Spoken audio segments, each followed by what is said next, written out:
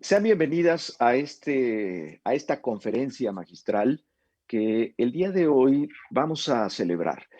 Esto en el contexto de la maestría en Derecho Procesal Constitucional del Centro de Estudios de Actualización en Derecho. He referido en algunas otras oportunidades que, advirtiendo la parte positiva de esta transición en la que nos encontramos todas las personas en el mundo, pero uno de estos efectos positivos es la posibilidad de que, a pesar de la distancia física, a través de estos medios, hoy nos puedan acompañar eh, profesores y profesoras que en otra circunstancia podría ser más complicado. Es el caso de el profesor Miguel Revenga. Él, por supuesto, ha estado aquí en Querétaro. Recuerdo que en el centenario de la Constitución, en el 2017, hicimos un congreso en donde participaron más de 70 profesores y profesoras, y uno de ellos, por supuesto, era Miguel Revenga. Él es un constitucionalista, catedrático de Derecho Constitucional de la Universidad de Cádiz, y es un muy prestigiado experto en justicia constitucional y en temas constitucionales. De allí que me da mucho gusto recibirle. Yo he tenido la oportunidad, ya les decía, de recibirlo en Querétaro, pero también de coincidir en otros espacios. Cada año coincidíamos en Pisa, en este curso también tan prestigiado que organiza Roberto Rómboli sobre justicia constitucional, en Toledo, en Castilla-La Mancha, con Javier Díaz Reborio, y en otros espacios en donde había la posibilidad de coincidir. Tuve también el privilegio de publicarle un libro en el Instituto de Estudios Constitucionales del Estado de Querétaro. Le llamamos Intransigencia Constitucional, que por supuesto está a su disposición para consulta abierta.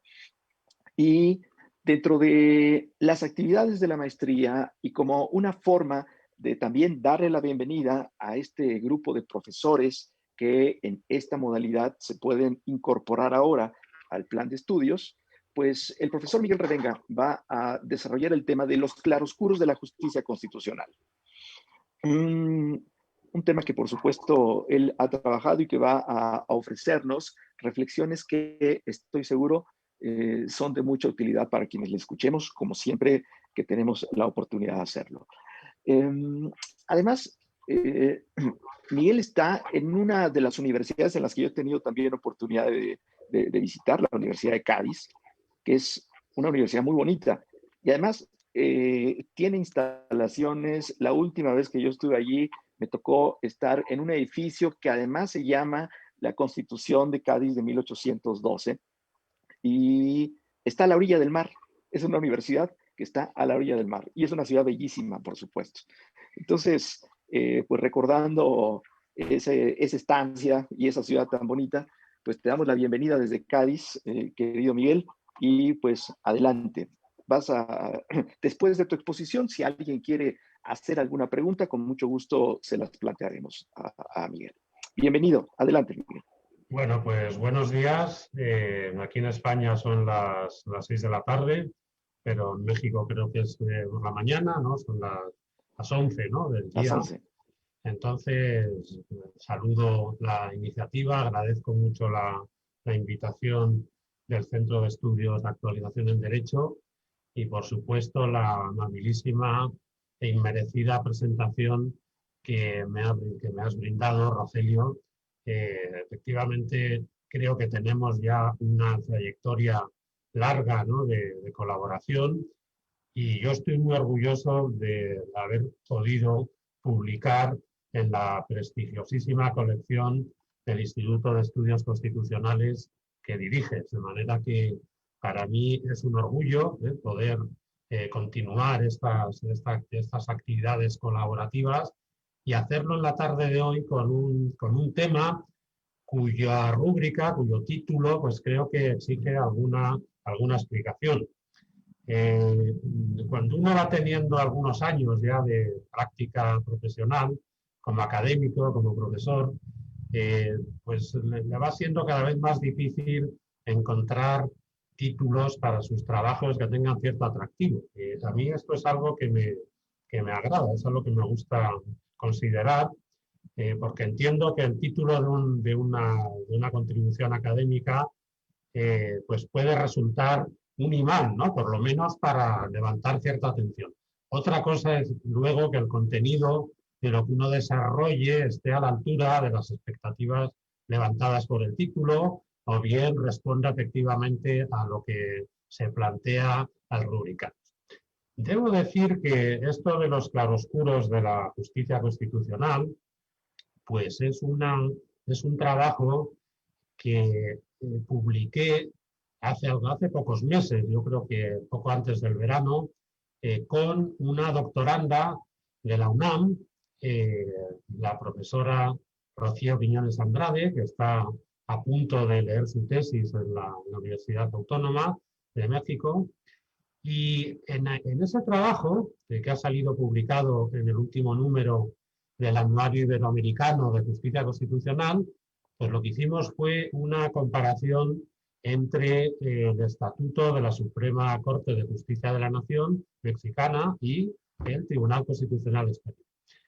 En la tarde de hoy voy a orillar la parte que se refiere a las reflexiones comparativas con la Suprema Corte de Justicia de la Nación y me voy a centrar en destacar lo que me parecen los aspectos más importantes, más dotados de ese efecto pictórico que es el claroscuro, referidos al Tribunal Constitucional Español. Quizá la palabra claroscuro pues también merece alguna puntualización, ¿no? Saben ustedes que en técnica pictórica pues se llama claroscuro, claroscuros aquel contraste llamativo, ¿no? Que se produce entre la luz y la sombra, ¿no? Y eso es lo que atrajo nuestra atención, ¿no? Para intentar poner de relieve que o bien en las regulaciones normativas o bien de la Suprema Corte de Justicia o del Tribunal Constitucional Español, o bien en las prácticas aplicativas, es decir, en la realidad del funcionamiento práctico, pues se producen contrastes, contrastes que pueden ser de doble naturaleza. Pueden ser un contraste entre el diseño normativo y la práctica, que genera, por tanto, zonas grises o zonas oscuras, pero puede entenderse también como los contrastes que se producen entre el diseño normativo, la práctica aplicativa y lo que nosotros consideramos que debería ser, o sea, entre el ser de una forma de actuar o de una forma de regular y el deber ser que, según nuestra particular preferencia y nuestras concepciones, ¿no?, de lo que es nuestras particulares inclinaciones con respecto a lo que es la democracia constitucional, pues nos sugieren como puntos críticos o puntos de controversia o prácticas que, a nuestro juicio, deberían mejorarse, deberían reformarse, todo ello, como digo, al hilo de la concepción de la democracia constitucional, que en definitiva es un tipo de democracia que, si por algo se caracteriza, en general, cualquier democracia, pero especialmente la democracia constitucional, es por su capacidad de autocriticarse, ¿no?, y de producir a través de esa autocrítica pues prácticas de reforma y prácticas, en definitiva, de mejora en el diseño, en los diseños normativos, en los diseños institucionales y en las prácticas aplicativas. Bueno, dicho lo cual, claro, el riesgo de hablar de claroscuros y haber hecho una introducción, ¿no?, como la que acabo de realizar, es que todos nos sumamos un poco en la idea de que todo está mal, o sea, en la idea de que proyectamos nuestra atención sobre los aspectos manifiestamente mejorables, sobre los aspectos oscuros o los aspectos que se distancian claramente de la regulación normativa. Bueno, yo no creo que globalmente la práctica, por lo menos en España, me voy a centrar en España, no creo que globalmente considerada la práctica de la jurisdicción constitucional en estos 40 largos ya años de vida constitucional, de vida del Tribunal Constitucional, bueno, exactamente 40 años, el Tribunal Constitucional de España comenzó a funcionar en 1980. Digo entonces que no creo que esta vida institucional que cumple ahora 40 años, que cumplió en octubre 40 años, pues merezca un juicio global negativo. Yo creo que al revés, el Tribunal Constitucional en España, eh, pues me parece que merece todos los parabienes que podamos esperar de una jurisdicción que en España tenía un carácter inédito. Nunca tuvimos una jurisdicción constitucional que pudiera, digna de su función, ¿no? Que pudiera funcionar, ¿no? De manera asentada y de manera rutinaria, cumpliendo las funciones que se esperan de ella. Aunque es verdad que en la Segunda República de 1931 tuvimos un precedente, que fue el Tribunal de Garantías Constitucionales, pero no, ni tuvo tiempo, ni creo que el diseño, ni creo tampoco que los tiempos aquellos estuvieran maduros, ¿no? Y fueran aptos para que la jurisdicción constitucional se consolidara.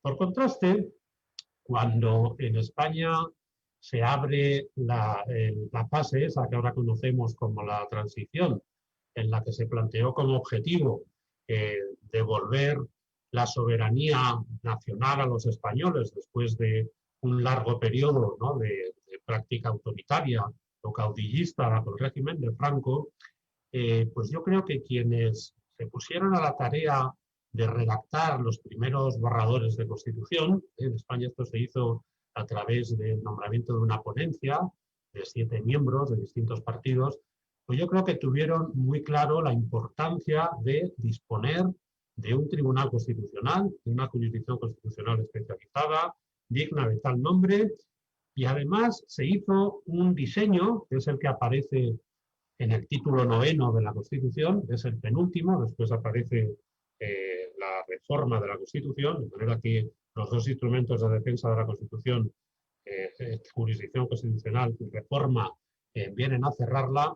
Se hizo un diseño, digo, de la jurisdicción constitucional como una jurisdicción especializada, pero además dotada de competencias muy amplias. Nosotros en España optamos por un tribunal constitucional del que se esperaba que atendiera frentes muy distintos. En primer lugar, por supuesto, se esperaba que atendiera la función clásica kelseniana, ¿no? Del legislador negativo, y que por vez primera en España pues pudiera controlar al Parlamento, pudiera controlar la ley, ¿no? La clásica función de Judicial Review of Legislation, que el Tribunal Constitucional cumple en España mediante el recurso directo, el recurso de inconstitucionalidad, pero también a través de vamos a decir, la aportación, ¿no? Difusa de los jueces ordinarios, de los jueces y magistrados de la jurisdicción ordinaria, que pueden plantear ante el Tribunal Constitucional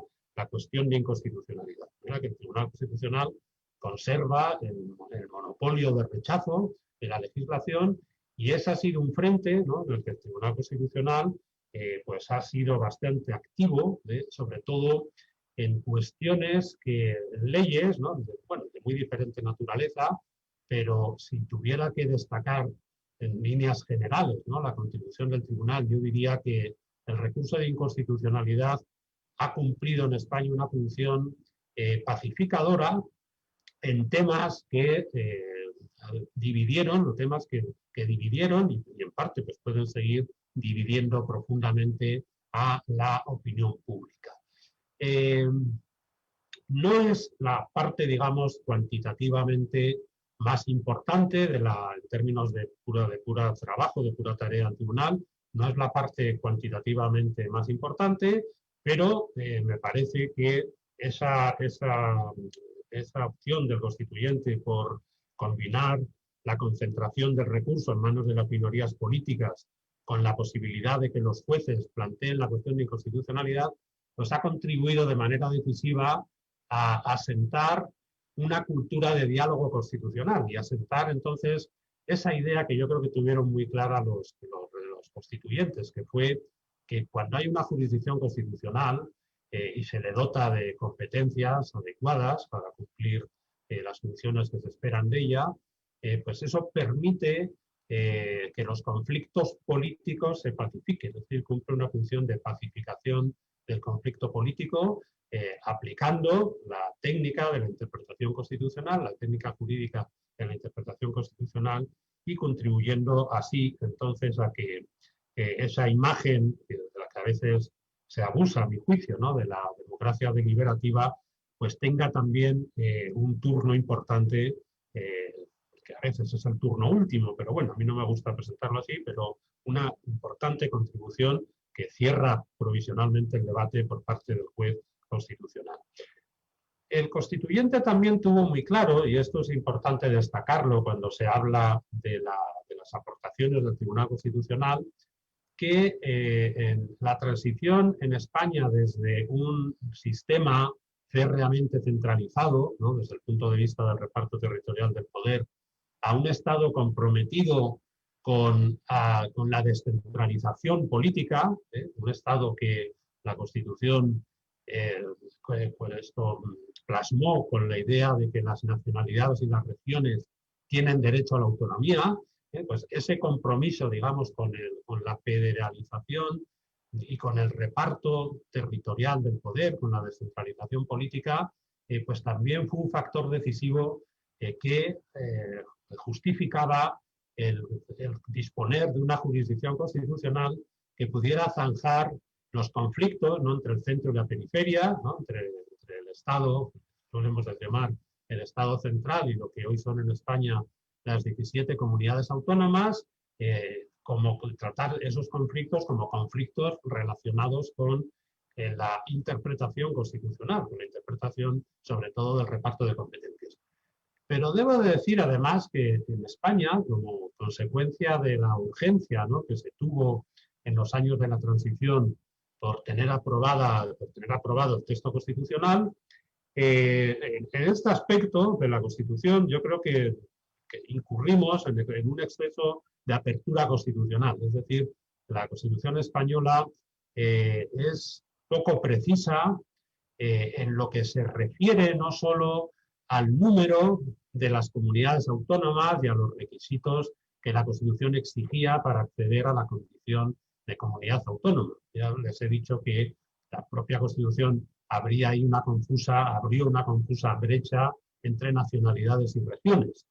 Con lo cual, el título 8º de la Constitución, que es el que regula la descentralización territorial, el reparto territorial, pues tuvo que crear todo un derecho que hoy es transitorio sobre el cómo del acceso a la autonomía, es decir, cómo poner a prueba la conciencia, la voluntad autonomista de las regiones, de las diferentes regiones, cómo había que actuar, por tanto, para acreditar esa voluntad autonomista y redactar estatutos de autonomía que finalmente pues dieran lugar al reparto efectivo del poder que la Constitución tenía en mente. Esa razón de la indefinición, digamos, constitucional, que sobre todo afecta también no solo al camino, ¿no?, que no estaba muy claro cuál iba a ser, sino que afecta también al sistema de reparto de competencias entre el Estado y las comunidades autónomas, que es un reparto extraordinariamente confuso, abierto y lleno de barroquismo, ¿no?, desde el punto de vista jurídico, pues fue un factor también que hizo del Tribunal Constitucional el artífice decisivo de lo que hoy es el reparto territorial del poder en España.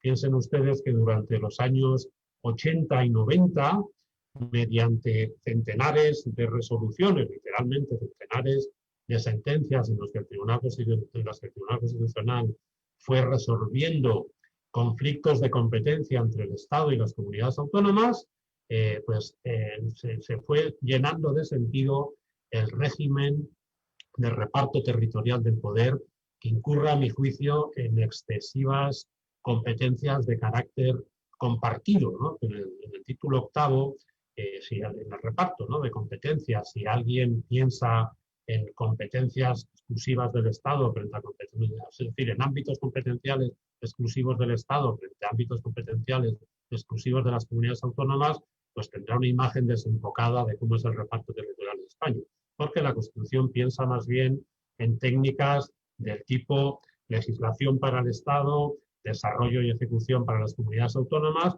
o sobre todo algo aún más confuso, que es bases de un determinado ámbito normativo, por ejemplo, Vamos a pensar la sanidad, ¿no? Que también boga desafortunadamente estos meses, o la seguridad social, o la función pública, ¿no?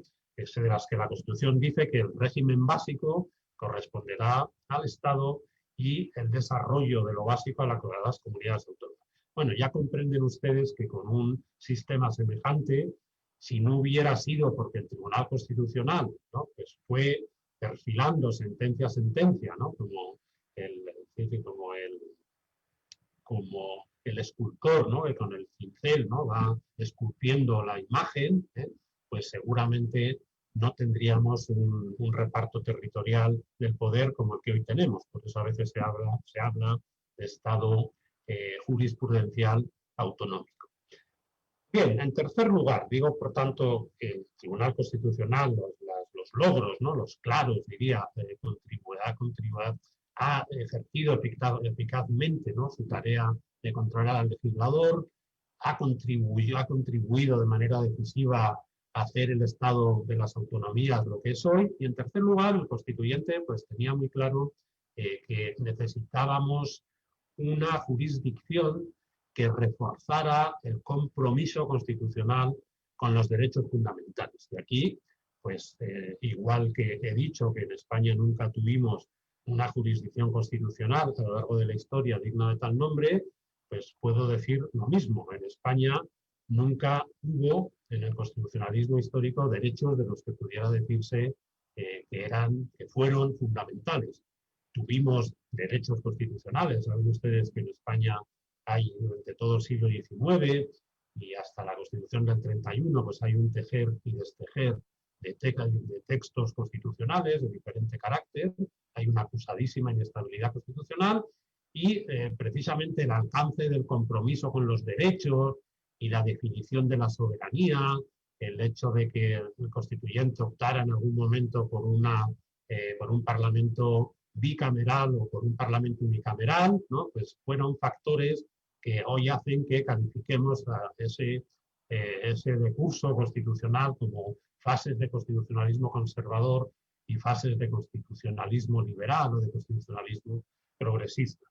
En cualquier caso, en materia de derechos, incluso en la vertiente más liberal o más progresista, ¿no? del constitucionalismo histórico español, pues los derechos nunca llegaron a tener ese rasgo de fundamentalidad que hoy les caracteriza. Claro, en esto España tampoco es una excepción, porque a mí me gusta siempre recordar, ustedes lo saben bien, que la suerte de los derechos, ¿no? El diseño de lo que hoy son los derechos y su fundamentalidad, su carácter de Grundrecht, ¿no? En la traducción alemana, pues procede más bien de la reconstrucción del constitucionalismo y de la democracia constitucional después de la Segunda Guerra Mundial. Y el compromiso con la fundamentalidad del derecho pues también tiene que ver en buena medida con la implantación de sistemas de jurisdicción constitucional. Esto, el caso alemán es paradigmático, ¿no? Con su punto de arranque en el artículo 1, pero también con el recurso de queja, ¿no? que sirve en Alemania para que el Tribunal Constitucional actúe, digamos, como el último bastión en la defensa de los derechos. Ese es el modelo que se tuvo muy presente en España. Y me parece que con bastante fortuna, en el sentido de que aquí podemos entroncar la opción constituyente con la tradicional desconfianza en los jueces. Lógicamente, con respecto, sitúense ustedes en el escenario de 1978, en el que salíamos, como he dicho antes, pues de un largo periodo, ¿no? de práctica política no constitucional, caudillista o dictatorial, como quieran ustedes calificarla, y por supuesto sin constitución y sin derechos. Claro, en esas condiciones, pretender que unos jueces, ¿no? que carecían de cultura constitucional y unos jueces que no habían sido educados, digamos, en las prácticas del constitucionalismo, que llevaban ya 2 décadas, ¿no? desarrollándose en los países más cercanos, ¿no? más influyentes en esta materia, como fueron, ¿no? Alemania e Italia, pensar que los jueces estaban capacitados para ejercer esa tarea, pues hubiera sido ilusorio. Y por eso el tribunal, la Constitución española, pues optó por a imagen del recurso de queja alemán, pues crear un amparo con una resonancia también claramente mexicana, bien estudiada, en obras que me vienen ahora a la cabeza, pero no quiero ir por ese camino, ¿no? Que se presenta en la Constitución, artículo 53.2, como un recurso subsidiario, es decir, cuando digamos, el amparo ordinario, ¿no? ante el juez, ante los jueces de la jurisdicción ordinaria, dice la Constitución, basado en los principios de preferencia y sumariedad, cuando ese recurso de defensa de los derechos ante el juez ordinario basado en los principios de preferencia y sumariedad, pues no dé resultado, entonces se abre la vía al recurso de amparo ante el Tribunal Constitucional. Bueno, tengo que decir que también aquí voy a decir primero los claros con respecto a esto. Los claros, claramente, obviamente, por no repetirme, pues son los que se derivan de haber conseguido en el espacio de pocos meses, me estoy retrotrayendo en experiencia personal al momento en el que los juristas de mi generación descubrimos lo que es una defensa jurisdiccional de derechos fundamentales, ¿no? Pues en el espacio de pocos meses una cultura jurídica como la española, que era un erial, ¿no? Era una cultura jurídica que se había construido bajo el influjo del positivismo más rancio y por lo tanto más opaco a la misma idea de la fundamentalidad de los derechos, pues se fuera transformando, ¿no? Como digo, en el espacio desde las primeras resoluciones del Tribunal Constitucional en los meses iniciales del año 1981, el Tribunal Constitucional actuó como una avanzada, ¿no? Como un ariete, digamos, en la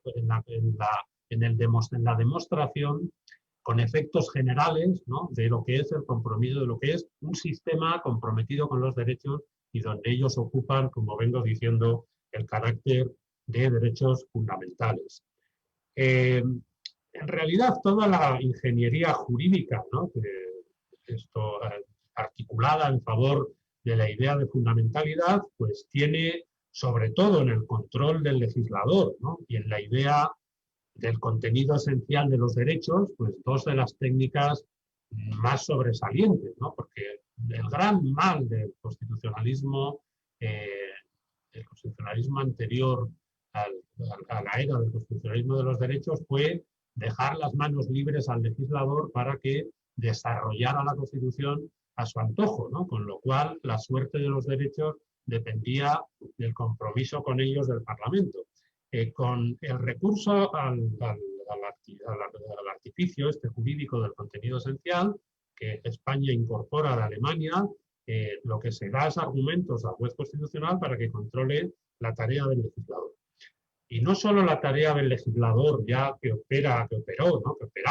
En el año 80 bajo las líneas directrices de la Constitución, sino también dirigido a el control de toda la legislación anterior a la entrada en vigor de la Constitución, que se produjo en España a finales de diciembre de 1978. Bueno, pues en este sentido, si yo tuviera que destacar aquí una sentencia, ¿no? relevante de aquella época de la actuación del Tribunal Constitucional, por lo tanto situarla en el claro, ¿no? en una de las, digamos, más aportaciones más destacadas, ¿no? Pues citaría la sentencia número 11 del año 1981, que controló la constitucionalidad de un decreto ley anterior a la Constitución del año 77, que tuvo mucha importancia porque por vez primera reguló el derecho a la huelga, que es un derecho importante, ¿no? En las relaciones laborales, lo saben bien ustedes allí en México.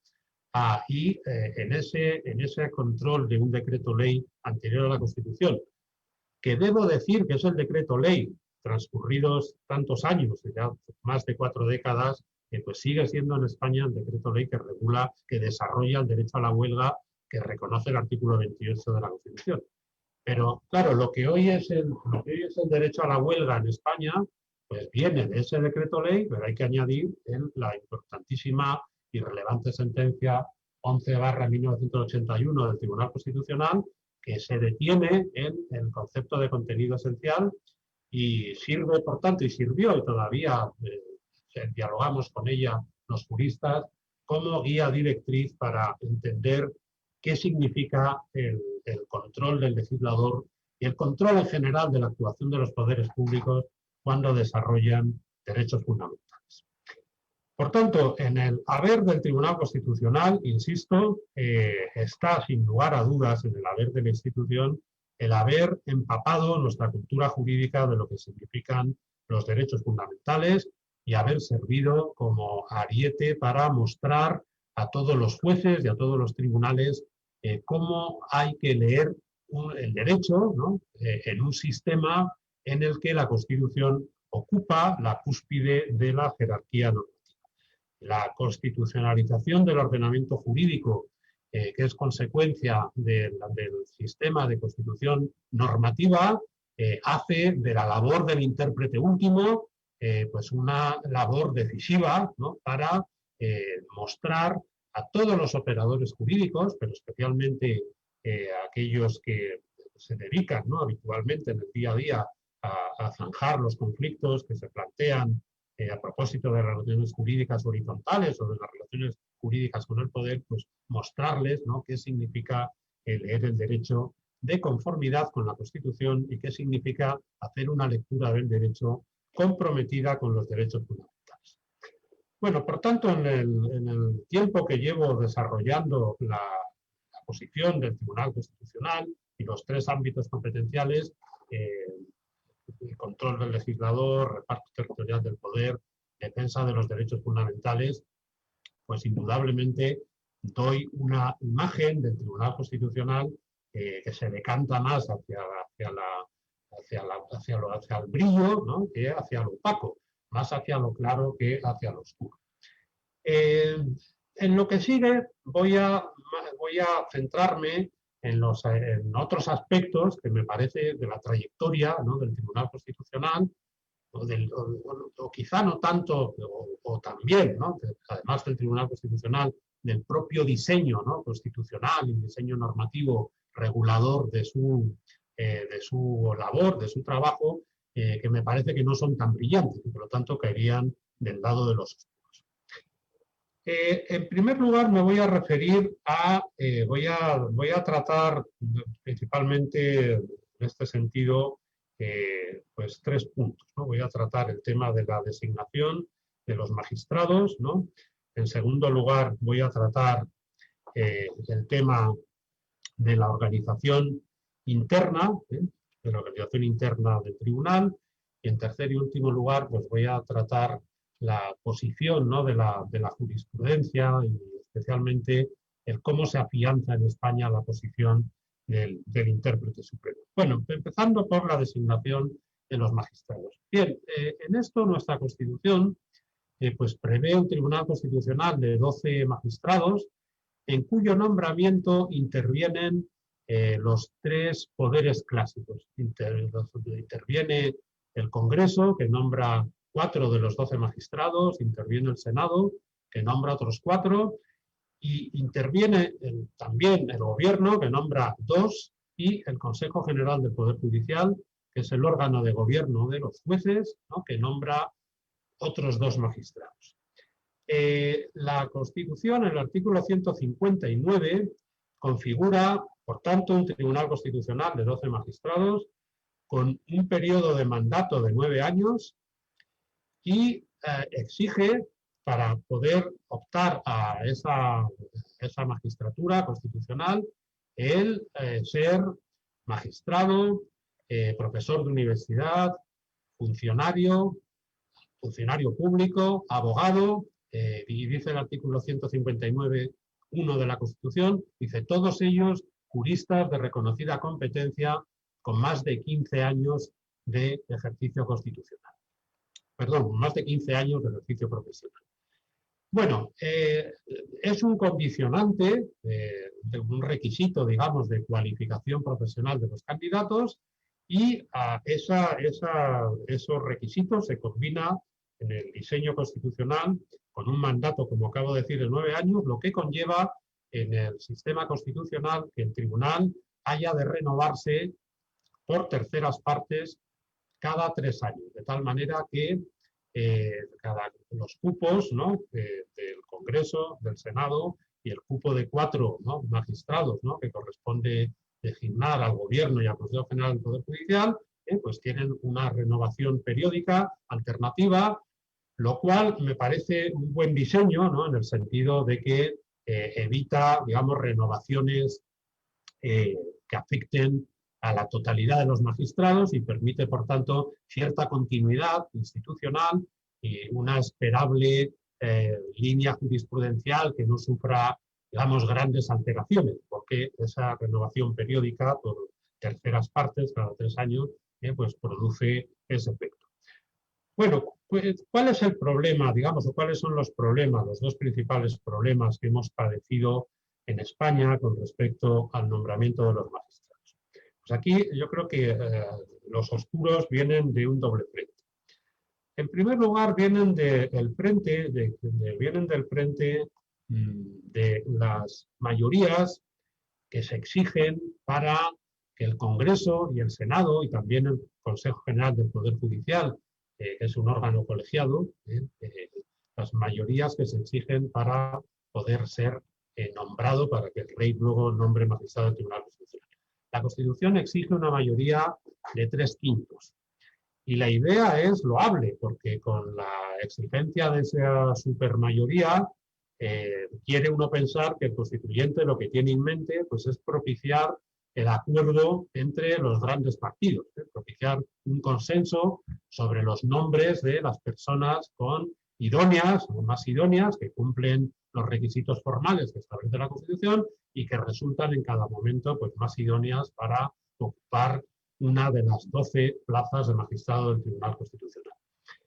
Esa loable exigencia de supermayoría de 3/5, pues me temo que ha sufrido una cierta degeneración, una cierta perversión, porque los partidos, los 2 grandes partidos que en España han tenido el protagonismo en esta materia, que han sido pues, el Partido Popular, ¿no?, en la derecha y el Partido Socialista en la izquierda, pues han tendido siempre a interpretar la exigencia de supermayorías como una especie de lotización, lo que los italianos llaman la lotizazione, es decir, la idea del reparto de puestos por cuotas, de tal manera que en cada momento histórico aquel partido que tiene más fuerza, ¿no?, pues se le permite elegir un número de magistrados, de los 4, pues por ejemplo 3, ¿no?, y al otro pues se le deja elegir, al que está en minoría se le deja elegir 1,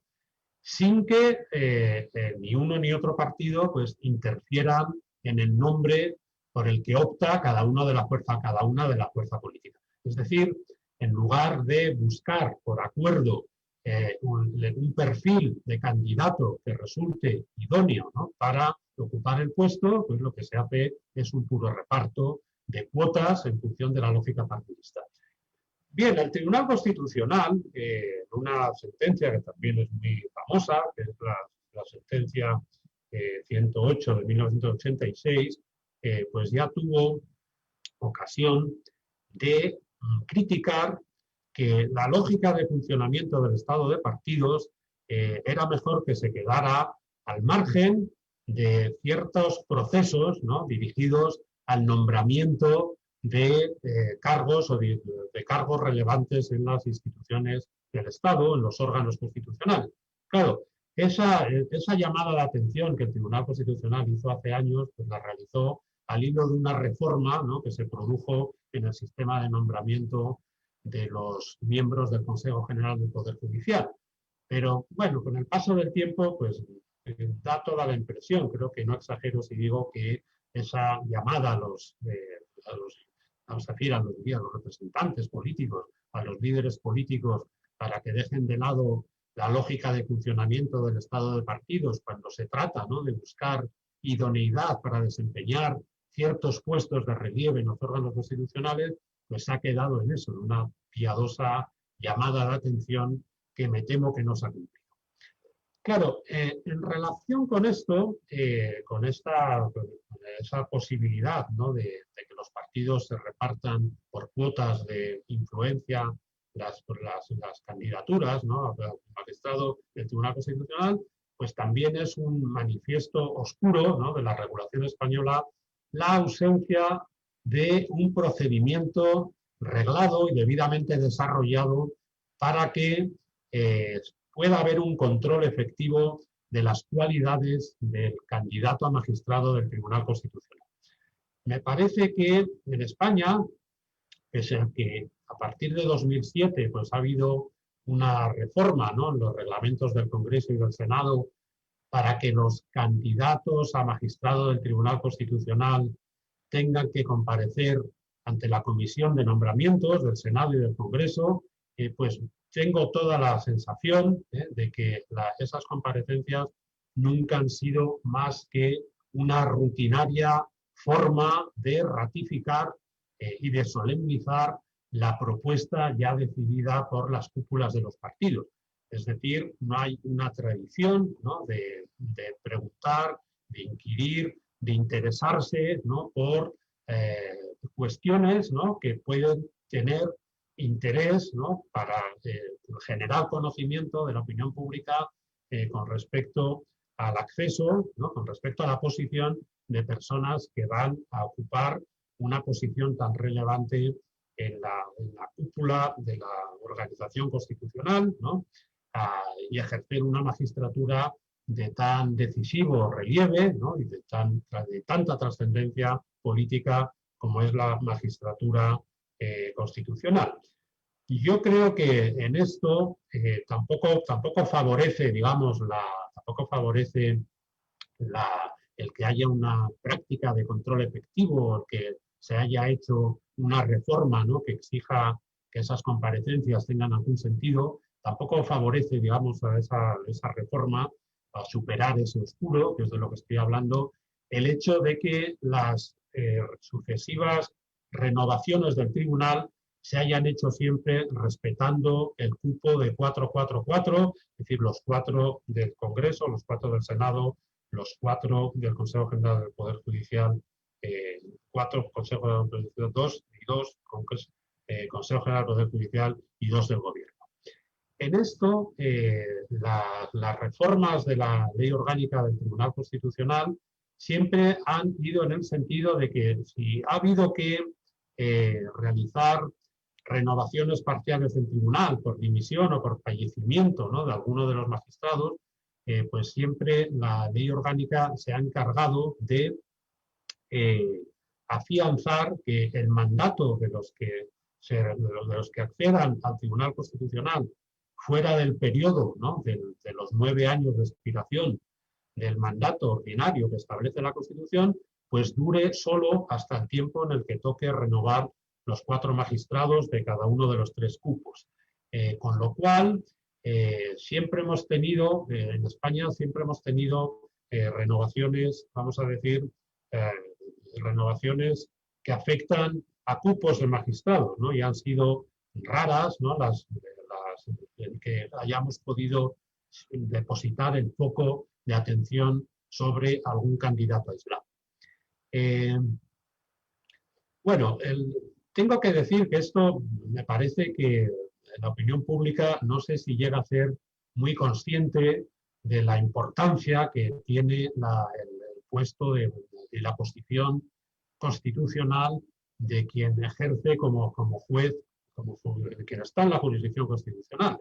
De hecho, y como pura anécdota que revela quizá una categoría, pues yo ahora que acabamos de empezar las clases, ¿no?, de Derecho Constitucional y he tenido que explicar, ¿no?, lo que significa el Tribunal Constitucional en España, pues se me ocurrió preguntar a mis alumnos si sabían, si conocían el nombre del presidente del Tribunal Constitucional. Y para mi sorpresa, en un colectivo, ¿no?, de no menos de 50 o 60 alumnos, pues nadie fue capaz de recordar el nombre de un jurista tan relevante, ¿no?, como es el presidente del Tribunal Constitucional. Bueno, y eso es estudiantes de Derecho, ¿no?, que es una anécdota que me parece que denota una categoría. Por ejemplo, hace algunos años tribunal, a raíz de la recusación, a raíz del conflicto, ¿no?, territorial de Cataluña, ¿no?, y la competencia del Tribunal Constitucional, que tuvo que enjuiciar la constitucionalidad del estatuto, de la reforma del Estatuto de Cataluña que se realizó en 2007, pues a raíz de una recusación procedente del gobierno de Cataluña contra un magistrado del Tribunal Constitucional, ¿no?, pues la opinión pública tuvo noticia de que ese magistrado había sido militante del Partido Popular. Bien, tengo que decir que en España, a diferencia de lo que ocurre con los jueces ordinarios, los magistrados del Tribunal Constitucional no tienen prohibida la pertenencia a partidos políticos. Lo que la Constitución dice es que la posición del magistrado constitucional es incompatible con haber ejercido cargos directivos, ¿no?, en partidos o sindicatos. Cargos directivos, pero no la mera militancia.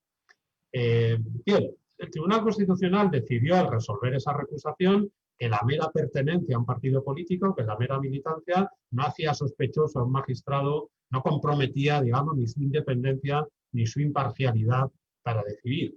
Pero claro, lo grave de una recusación como la que entonces se produjo es que esa militancia en un partido político de un magistrado, que además después llegó a ser presidente del Tribunal Constitucional, pues no hubiera salido a relucir en la comparecencia ante la Comisión de Nombramientos del Congreso, en este caso, ¿no? O sea que me parece que esto es un indicio de todo lo que deberíamos hacer para consolidar, digamos, para reformar el procedimiento de verificación de las cualidades, ¿no?, de las competencias técnicas y de las cualidades que cabe esperar de un ingeniero social, en definitiva, como es un magistrado del Tribunal Constitucional. Bueno, el segundo mal al que me refería antes, con respecto al nombramiento, a los nombramientos de magistrado, son los retrasos endémicos en los que han tendido a incurrir,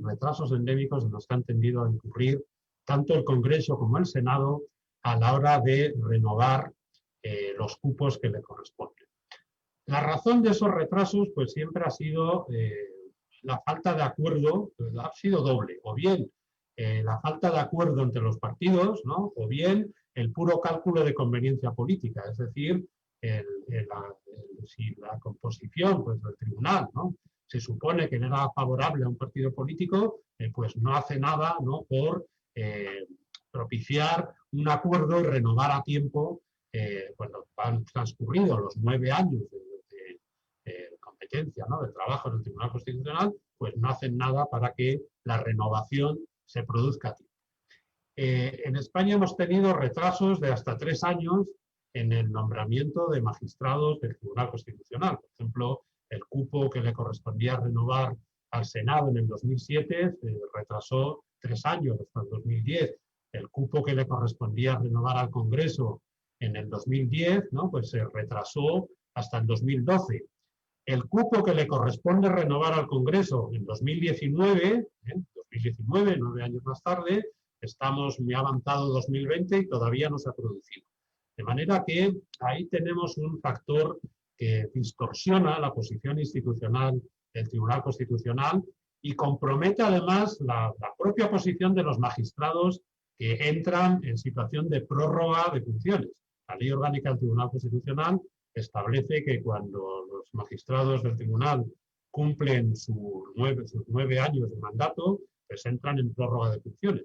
Claro, una prórroga de funciones de unas semanas pues es razonable, pero una prórroga de funciones, ¿no?, que se prolonga por espacio de meses o incluso de años, pues ha producido una deslegitimación ocasional, ¿no?, de la posición del Tribunal Constitucional, ha producido agudísimas tensiones en el seno del tribunal, con cartas de dimisión, ¿no?, de magistrados del tribunal rechazadas por el presidente, porque aquí hay un problema también constitucional. Yo creo que nadie puede ser obligado a ejercer un cargo si no lo desea, ¿no? Esto es un aspecto básico del derecho de acceso a cargos públicos. Pero en la Ley Orgánica del Tribunal Constitucional, cuando se regulan las causas de cese de los magistrados, se dice que la renuncia ha de ser aceptada por el presidente del tribunal. De manera que hemos conocido conflictos de esa naturaleza y yo creo que aquí la ingeniería constitucional pues debería también actuar, ¿no?, para buscar alternativas a la desidia de los actores políticos a la hora de a la hora de renovar cuando les corresponde los magistrados en el momento en que terminan su mandato. Bueno, ese es claramente un oscuro. El segundo oscuro al que me refería pues tiene que ver con el ritmo de trabajo, con la organización interna del trabajo del tribunal. Probablemente esto es un aspecto que afecta de manera generalizada, ¿no?, a los órganos constitucionales que se sitúan en la cúspide de cualquier sistema jurídico mínimamente evolucionado. Claro, esto es una consecuencia de que la más alta magistratura, los 15 ministros, ¿no?, de la Suprema Corte en México, los 12 magistrados del Tribunal Constitucional Español, pues claro, tienen una capacidad de trabajo limitada. Los magistrados son personas, ¿no?, que tienen unas limitaciones, ¿no?, y un ritmo de trabajo, y por lo tanto eso plantea problemas, gravísimos problemas para atender una demanda ajustada a las exigencias de justicia a tiempo, ¿no? O sea, una justicia que no incurra en dilaciones, como se suele decir tantas veces, que hagan de la justicia tardía pues una justicia ineficaz. Claro, esto es especialmente llamativo en España cuando los retrasos se producen en el ámbito referido al control de constitucionalidad de la ley, ¿no?, y con respecto a asuntos que han podido dividir profundamente a la opinión pública, hasta el punto de que han determinado pues, el acudir, como decía al principio, al Tribunal Constitucional como una especie de guardián último, una imagen muy habermesiana, ¿no?, pero esa idea del guardián último de la democracia deliberativa, que con los instrumentos de la interpretación constitucional pues, trata de zanjar el debate, pues en determinados asuntos se plantea el recurso de inconstitucionalidad, pero claro, sucede que transcurren los meses, pasan los años y a lo mejor no hay una respuesta y no hay la respuesta a tiempo que cabía esperar, no solo que cabía esperar el tribunal, sino que no hay la respuesta que diseña la Ley Orgánica del Tribunal Constitucional cuando regula el íter procedimental del correspondiente recurso.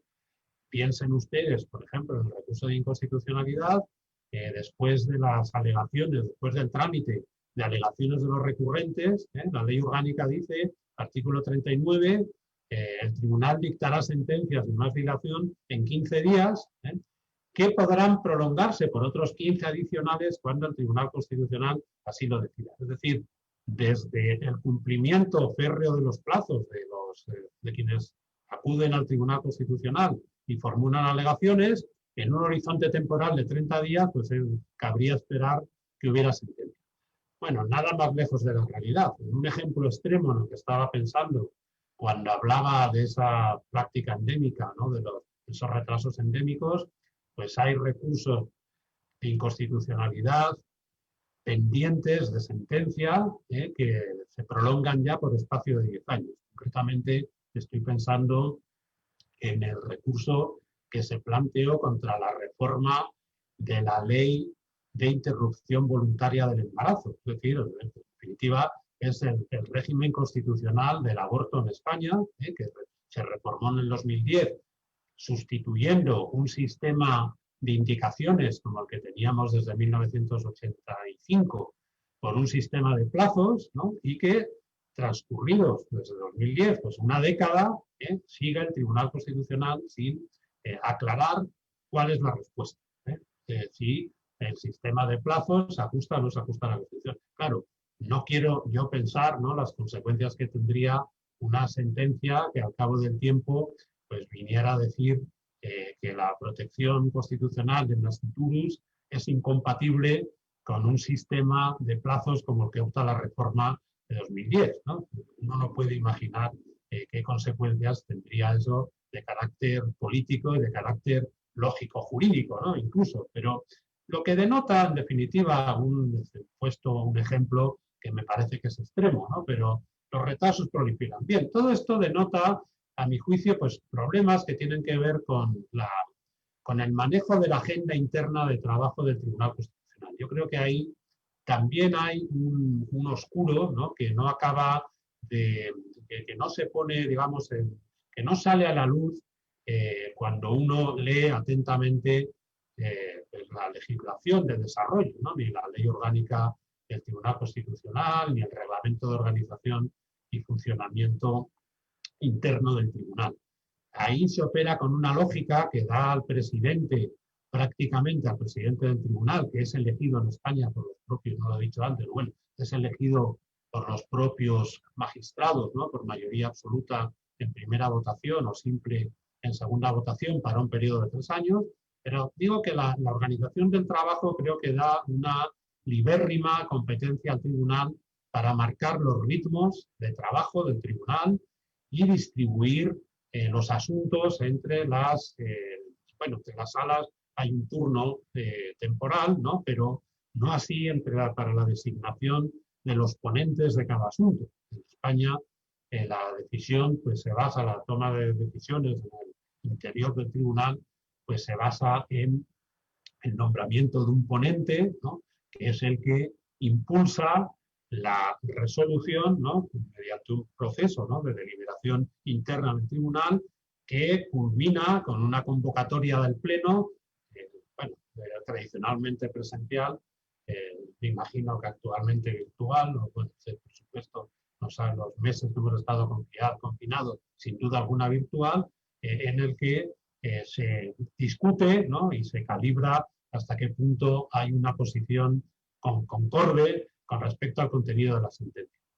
Pero, claro, digamos que los ritmos internos de trabajo, pues posiblemente merecería también una mayor especificación normativa, ¿no? Que redujera la discrecionalidad del presidente, ¿no? Y, por supuesto, alguna, iba a utilizar la palabra, ¿no? Una coerción, alguna regulación, algún tipo, ¿no? de expediente normativo, ¿no? Que impida que esos retrasos en dictar sentencia pues, sean tan llamativos como el que acabo de citar. Bueno, en relación con la organización interna también ha dado problemas en España pues, el nombramiento de lo que llaman en México, lo que ustedes llaman los secretarios de estudio y cuenta, que aquí llamamos los letrados del Tribunal Constitucional. Yo creo que en esto también habría bastante terreno, ¿no? Abonado para una mayor especificación normativa. De hecho, ese aspecto, ¿no? De la regulación de la posición de los letrados, ¿no? como órganos auxiliares de los magistrados suscitó en España un importante enfrentamiento, ¿no? Entre el Tribunal Supremo y el Tribunal Constitucional hace algunos años, ¿no? Que culminó en una reforma de la ley orgánica del tribunal dirigida a que en ningún caso puedan promoverse cuestiones de competencia o exigencias de responsabilidad contra los magistrados del Tribunal Constitucional.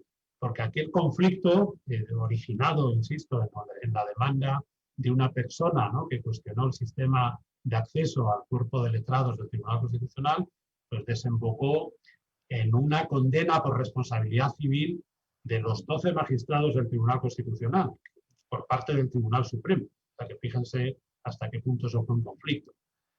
Cuando se produjo esa sentencia del Tribunal Supremo, el propio Tribunal Constitucional, los propios magistrados, ¿no? del Tribunal Constitucional recurrieron en amparo a la resolución y cuando el tribunal al cabo de los años se renovó, ¿no? Ya pudo tener una composición imparcial con respecto a ese tema, ¿no? Pues dictó una sentencia anulando la resolución del Tribunal Supremo, simultáneamente que se reformó la ley orgánica del Tribunal Constitucional. Bueno, pero al margen, repito, de esa escaramuza jurídica bien interesante, yo creo que ahí también tenemos un ámbito que claramente cae más bien del lado. Bueno, voy a ir terminando. En último extremo, decía que el Tribunal Constitucional en España ha cumplido, ¿no? De manera meritoria, ¿no? Y con un balance que es claramente favorable su posición a lo largo de estas 4 décadas de ejercicio de jurisdicción constitucional que se cumplen este año 2020. He señalado 2 oscuros. Me gustaría terminar indicando un tercero, dejando ahí una puerta abierta. El tercer oscuro al que me gustaría aludir, nada más para terminar, y en un minuto para no aburrirles, es un problema que afecta también a cualquier tribunal supremo y que tiene que ver, como decía antes, con la capacidad de trabajo. Es el decidir cómo decidir, es decir, cómo se selecciona lo importante. En definitiva, cuanto más alto está en la cúspide de un tribunal y cuanto más relevante es su posición en el sistema jurisdiccional, yo creo que inevitablemente tiene que haber un filtro, ¿no?, que empuje en la dirección de que ese tribunal seleccione lo importante para decidir. Bien, en este sentido, en España hay que ser muy consciente de que si ustedes miran las estadísticas de trabajo del tribunal, por ejemplo, en el trabajo que publicamos la profesora Rocío Quiñones y yo mismo en el último número del Anuario de Justicia Iberoamericana, se puede ver, pues la mayor parte del trabajo del tribunal se consume en rechazar la admisión a trámite de recursos de amparo. Son miles, ¿no?, los recursos de amparo, en algunos momentos hasta 12, 15.000 recursos de amparo los que el Tribunal Constitucional recibe cada año, con un porcentaje, por tanto, abrumadoramente mayor, ¿no?, que los recursos que se plantean en los otros 2 ámbitos de trabajo del Tribunal, en el control de constitucional de la ley y en el control del reparto de competencias. Claro, ¿cómo se ha tratado de evitar? Esto es un problema. ¿Cómo se ha tratado de evitar esa especie de riesgo de colapso, esa especie de morir del éxito por retrasos que se provocan de continuo en la labor del tribunal? Pues simplificando el trámite de admisión. En el año 2007, ¿no?, pues se hizo una reforma en profundidad, se reformó en profundidad la Ley Orgánica del Tribunal Constitucional para facilitar la posibilidad que el Tribunal Constitucional pudiera desestimar al límite el recurso de amparo. El artificio fue incorporar la exigencia de la especial trascendencia constitucional para justificar la admisión, para pedir del tribunal la admisión del amparo. Con lo cual hemos pasado de un sistema de amparo de derechos, ¿no?, basado en la vulneración de derechos fundamentales a un amparo de derechos que no solo exige que se vulnere el derecho fundamental, sino que exija más convencer al tribunal de que el asunto tiene una especial trascendencia. Bueno, ¿qué es lo que ha conllevado eso? ¿Ha conseguido reducir el número de amparos que se presentan ante el Tribunal Constitucional? Pues espectacularmente no. Se observa una disminución paulatina, pero no hasta el punto que siga haciendo del amparo un problema práctico, ¿no?, por acumulación de casos. Y eso hace entonces que los criterios que sigue el Tribunal Constitucional para apreciar que concurra especial trascendencia, pues sigan